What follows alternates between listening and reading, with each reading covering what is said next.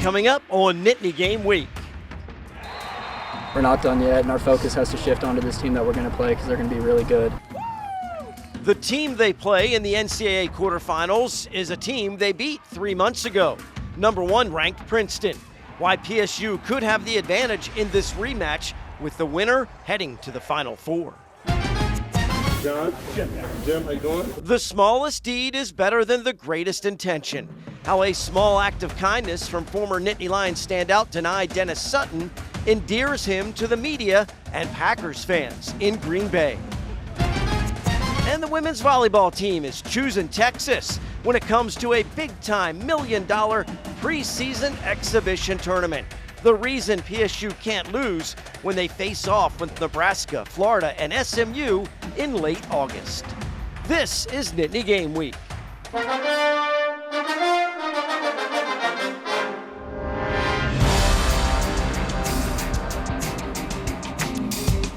Hello, everyone, and welcome to Nittany Game Week. I'm Todd Sadowski alongside Ryan Yee. Graduation comes and goes. Always a special moment when you receive your degree. Congrats to the 139 athletes that take part in the spring commencement ceremonies. Yeah, and an additional 29 walked during the winter ceremony. Grand total of 168 athletes are now officially graduates of PSU. Great work on and off the playing field for men's lacrosse. The Big Ten champions continued their pursuit of another Final Four. Nittany Game Week's Lauren Bradford recaps an impressive first-round victory in front of their home crowd against Army.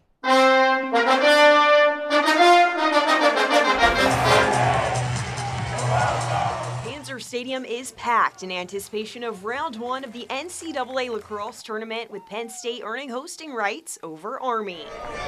Doesn't take long for Hunter Aquino to make the Black Knights feel his presence.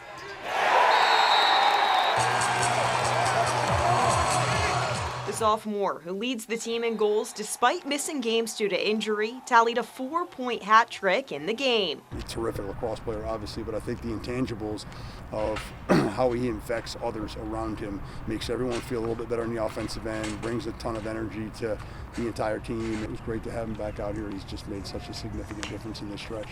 3-1 after one, 6-3 at the half. Penn State stays steady while maintaining their lead. I think it was just incremental, like possessions, whether it was off the ground or off the face-off X or getting a stop, and it was just a constant build of momentum, one way or the other, and it was just important our guys stayed the course. The Nittany Lions stymie all late-game momentum from Army to hold on for the 10-6 win. It's good to get away with a win in the first-round playoffs against a really good team, so it's nice to be able to say we got a win without playing perfect, but yeah, I mean, every single game, like, you got to learn from it. After an up-and-down season, Penn State strings together a 4-game win streak when it's most crucial. After all, at this point, it's win or go home. And without those losses early in the year, I don't think we'd be here today, so it sucked to go through it, but I think it taught us a lot. I mean, by no means was today perfect either. Like, it's not like we were just flawless out there, so we still got a lot of work to do. The reward for their opening round win? A meeting with top-ranked Princeton, a team Penn State defeated 13-7 back in February. I know we already played Princeton beginning of the season, got a good win against them, but that was the first game of the season. They're a whole different new team. Great players, great system now, so just got to believe in our process. Another hard week of practice, and we'll be good. Lauren Bradford for Nittany Game Week. Thank you, Lauren. As for the women's lacrosse team, they exit the NCAA tournament with a first-round setback to 6th-ranked Stanford. The Lions finished the year with 12 wins and an entire handful of close losses to top 10 programs. In fact, 5 top 10 ranked losses heading into the first round of the NCAA tournament against Stanford, 3 of them decided by just 1 goal. Stanford, another close one. Penn State actually leads at halftime 5-4, but it was all Cardinals the rest of the way. Stanford keeps PSU off the scoreboard for the entirety of the second half, win in the end 7-5. And it's a solid first year for head coach Kayla Traynor, who says her first season with the program has been a fun one and proud to be leading the blue and white. I've just had an absolute blast with this team and working at Penn State and the people that I get to work with. I mean, we have a dream staff, and the players and just the community. It's just kind of everything I've always dreamed of working in an environment where it feels like professional sports.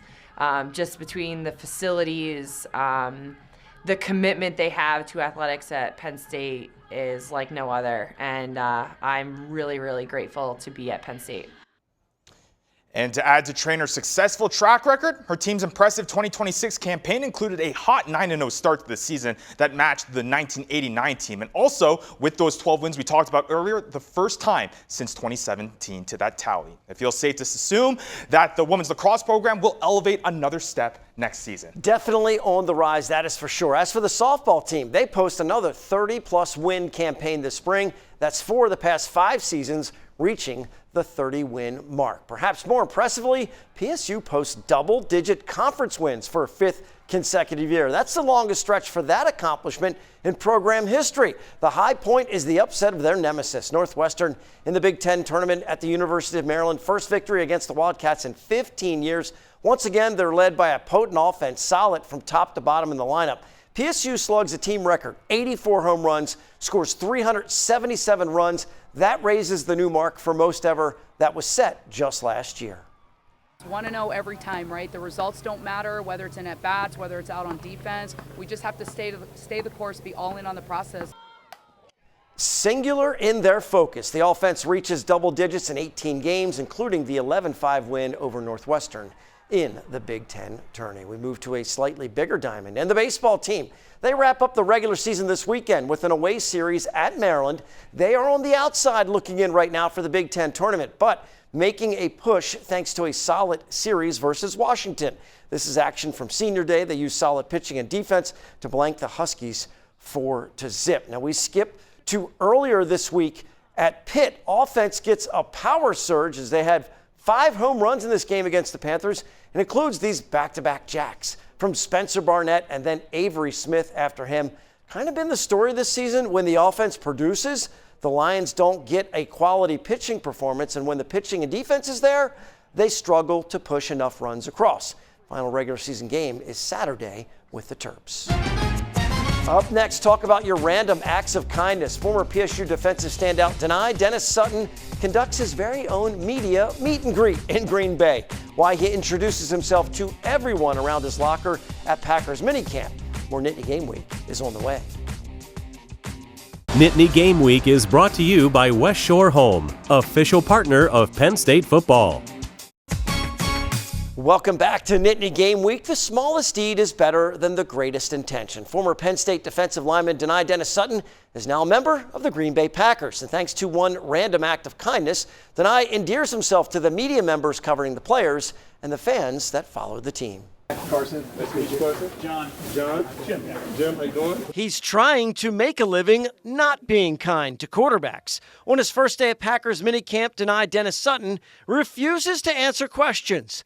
That is, until he either says hello or shakes the hand of every media member around his locker. It's a gesture that impresses a sometimes jaded group, with several calling him a class act afterwards. Packers fans appreciate players of high character in their community and also notice Dennis Sutton's introduction. As for the questions themselves, Denai says he's aware of the long line of great defensive players that have worn the Packers colors. You know, I knew I was going to be coming here, and I was super excited. Obviously, there's a tradition of defensive players. Obviously, Mike is here. Everybody knows that. But just the lineage of defensive players here. So I was super excited. He will surely follow the lead of another former Penn State star, Micah Parsons, who reached out to him as soon as the pick was official. Obviously, he's come back to Penn State a couple times, but I've talked to him just trying to get some advice already. But he'll be here soon, and I'm sure we'll get a lot closer then. And over to wrestling, we head to the international stage. Levi Haines continues exactly how he finished the season with Penn State, with dominance, now at the Pan Am Games held in Iowa. The Central Pennsylvania native captures gold in the 79-kilogram category and incredibly gave up only 2 total points across his gold medal run. This from the final and was no different. No points given up. You blink, you may miss it. Well, not exactly, but in a rapid one. Minute 6 seconds to be exact. Beats Colombia's Joan Rodriguez 10-0 to claim the Pan Am title. Haynes says it's huge for the sport of wrestling being able to compete on the international stage in the United States. You see how big our college wrestling fan base is, and then you come to some international tournaments and maybe it's not so big, so I think it could be really beneficial to get some more of these tournaments in the United States and try to draw some of that college crowd into the international wrestling and then just continue to build from there. Lock in that first Pan Am gold for Haynes, and now we'll move towards making a push to the senior USA team for the 2026 World Championships. The women's volleyball team is choosing Texas to play in a high-profile preseason exhibition tournament at the home of the Dallas Cowboys in late August. $1 million is the prize pool that is the largest in women's college sports. Penn State, Nebraska, Florida, and SMU will be part of the first Spikes Under the Lights exhibition. Semifinal contest will be announced at a later date on August 27th, though. The 4 schools will play at AT&T Stadium. Each program receives a whopping $200,000 appearance fee, with the other $200,000 handed out depending on the final results. The women already have a match set up with Kentucky at Wrigley Field in Chicago on September 6th. Up next, our Impact interview with Lacrosse head coach Jeff Tambroni. The men have a rematch with Princeton. A berth in the Final Four is at stake. What coach appreciates about this year's squad just ahead. Nittany Game Week returns after this. Impact Interview is sponsored by the Pocono Mountains, where small-town charm meets big adventures. Book your trip today by visiting PoconoMountains.com. We are back on Nittany Game Week. The men's lacrosse team is one of the few teams still together at this point of the season. Now only 3 wins from a national championship. Had a chance to ask head coach Jeff Tambroni what makes this year's team unique. And he tells us why their mindset will not stray from concentrating on this week's opponent. Look, for Princeton, they're going to talk about, hey, we're a different team than we were on Valentine's Day 3 months ago. But, fact is, so are you guys. And teams really grow during a season. So I guess the psychological advantage of taking the field against a team you've already beaten during the year, and then what areas of your team has really grown in those 3 months of the season as well? Because I know everybody has. Yeah. I mean, I think it's a great question, and I think the advantage it goes both ways. It's an advantage and a disadvantage. Like anytime you go in there and you play against someone that you've beaten, certainly you garner certain confidence from that. So I think that is a positive. At the same time, if we've gone in there and we've lost to someone, man, it's an easy way to just generate emotion and momentum going into the game, because you don't want to see it happen again. So you have their attention immediately. So I think there's both plus and minus, advantage, disadvantage in that. But I think both teams have grown significantly, and I think we have learned certainly from our Princeton win the first time around and others. But I would say we've learned equal parts from the games that we've lost. Most of it is just preparing more consistently. I don't think we've changed significantly as a team. I just think we've prepared more consistent with more purpose as the season has gone on, in an attempt to try to eliminate so many of the high peaks and low valleys of our play, both in game and from week to week. So hopefully one of the things that we can implement and do a better job of this time around is just be more consistent from start to finish. Hopefully be prepared to play the game that we're capable of, just our potential. And there's 2 teams out there. We can't control their play, but we can control how hard we play, how well we play. But most importantly, what I hope we'll do is take the lesson of consistency and apply that to this weekend's contest. There's some teams that will look at getting to the quarterfinals and say, hey, we're just 1 win from the Final Four. And then there's others that'll look at it and say, hey, we're 3 wins from the national championship. I think it's a little bit easier to put that mindset into a group that just was at the Final Four, a lot of them that way. How have you kind of been dealing, you and the staff, been implementing that particular mindset with this team, when it comes to, the Final Four is great, but that's not the ultimate destination, and keeping that mindset going? Yeah. Well, so we've tried 2 things very, very actively on this. And number one is just try to narrow the focus of our guys to 2 teams, to Penn State and Princeton. That's it. And I think it's important for our guys to just think more honestly about Penn State, because it's what we can control, how hard we play, how focused we are in meetings. So we've started there, and we've worked hard every day to start every meeting, to start every practice with what's important today. Like, if we're not going to win on Sunday, let alone think about the Final Four national championship, unless today is productive. So we've tried to actually narrow it, not even to think about, well, what if we win here or win the next 2 or 3 games, whatever the case may be. Knowing our team and where we've been throughout the course of the year, we are just much better with smaller patches of real estate in front of us and trying to manage that. And we've learned that from some of our early season losses. So I think at the end of the day, these guys are really good if it's a smaller goal, smaller kind of a waypoint, so to speak, that we can look out to, and that is honestly today at 3:00. That'll be it. Just can we win today by being more productive, by playing hard, by sticking true to who we are, and if that's the case, well, let's get up tomorrow and figure out where we went wrong, where we went right, and then do it again or do it better, whatever the case may be. Just lastly, from my perspective, look, you want these things to run out all the way, of course. And that's, you want 3 more games to be with this group, that type of stuff. But, you know how this works. You get to this time of the year and time is limited no matter what, even if you reach that goal. So this particular group, what kind of group have you been dealing with? What are the things that you appreciate about them as people and kids? And, whether it's they're a little bit more goofy than the last couple of groups, a little bit more serious, whatever. Give us some insight as to what you guys enjoy when you're around this group. So I know I've been a head coach for 26 years, and it's my perspective continues to change in a good way. The kids stay the same. I think, you hear sometimes the narrative of, the kids these days, they've changed. And I don't necessarily agree or buy into that. I think, we as coaches, we as parents tend to change a little bit in terms of our expectations on these young men and young women. I have 3 daughters. But I think for the most part, they're, 18, 19, they're very impressionable. They do want direction.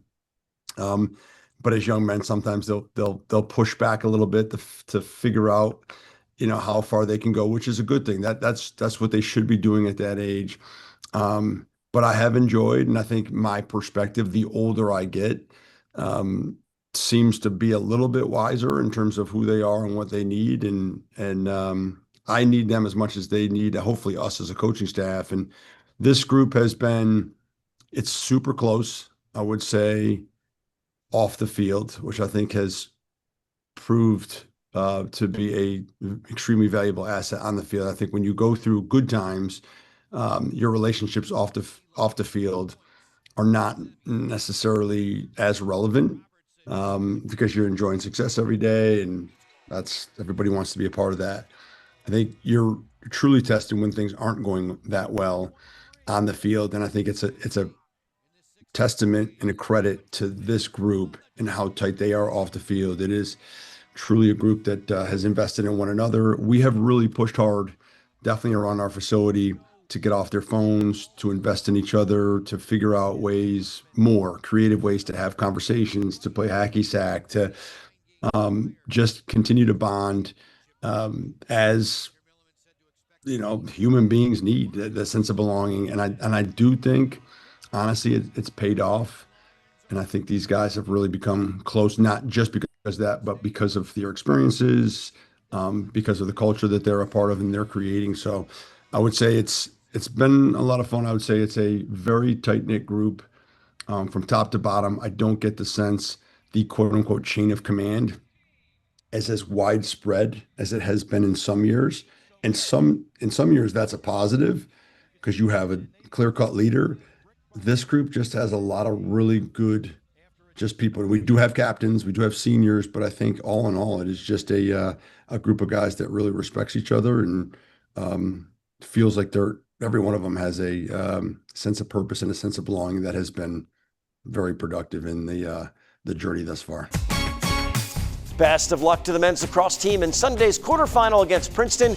You can go to NittanyGameWeek.com for all of our Impact interviews along with other web exclusive content.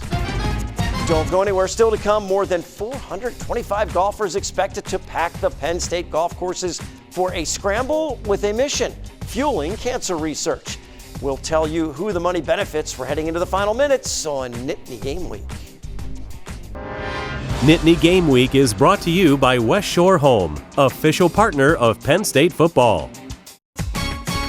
Cancer research gets a major boost thanks to a big weekend on the golf course in State College. The 29th annual Coaches vs. Cancer Penn State Golf Tournament tees off Friday, May 29 at the Penn State Golf Courses. Nittany Lions men's basketball coach Mike Rhodes hosts the event, which raises money and awareness for the American Cancer Society. More than 425 golfers are expected for the 5-person, 18-hole scramble. Since 1995, the Penn State Coaches vs. Cancer chapter has raised more than $5 million.